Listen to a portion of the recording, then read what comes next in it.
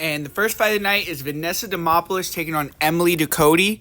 And there's been a lot of money that's came in on Ducote throughout this week, and I get it, but at this point, I think the line is pretty wide, man. And I do think this is a fairly close fight. I feel like Ducote is a lot prettier than Vanessa Demopolous, and when you see both of them striking, you see one person is much more fluid. They're moving, they're cleaner, they have better distance control, more rhyme and reason to their striking game, and that's Ducote by far. And you want to look at that and pick her clearly.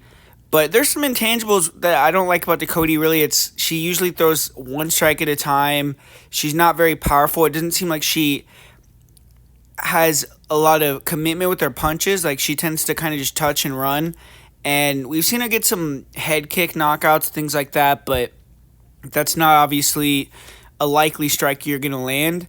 And with the Vanessa, we kind of got the opposite style of fighter, where she's not pretty at all. She's throwing these wild looping hooks and really awkward strikes. And but what she does have is big power. I mean, if she connects, she definitely has the power advantage. And she has great cardio. She's going to be coming forward, throwing strikes. And if she's throwing and missing, and Ducote is not throwing as much volume as Demopolous, even if she's landing the cleaner strikes, it could end up playing a little bit closer on the scorecards than you would expect. And then obviously, Demopolous is the better grappler, even though Ducote's a black belt. I feel like Demopolous would much rather be on the ground than Ducote, even if she's on her back. But I will say, Ducote, I think it has the ability to shut things down if Demopolous wants to play that guard game, and that could be a path where Demopolous loses herself the fight by being too confident in her jiu-jitsu off bottom. But if Demopolous can get into a good position on the ground, then that is her world, and that's the way she usually gets her finishes.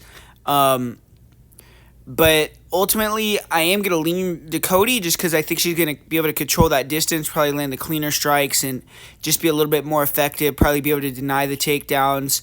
And if Demopolous pulls guard or something, maybe get some top control time and win around that way. But I just think at this price, someone like Ducote, who's not necessarily a super high volume fighter, not super dangerous, Demopolous could maybe make it a little bit closer. But I'm going to go with Ducote here via decision.